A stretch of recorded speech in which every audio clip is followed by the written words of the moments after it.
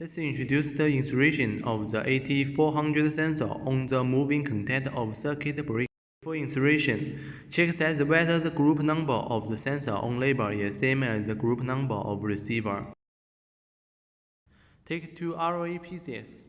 Fold the ROA pieces in half through the center of the lock key. Use a tool to compress the ROA sheet through the two gaskets and the main body of the sensor.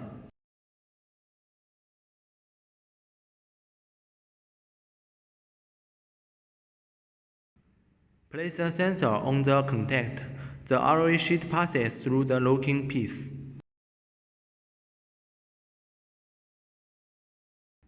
Tighten the locking screw.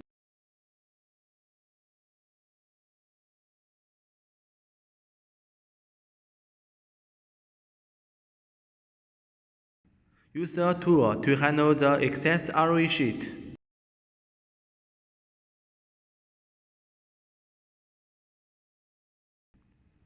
The sensor is installed.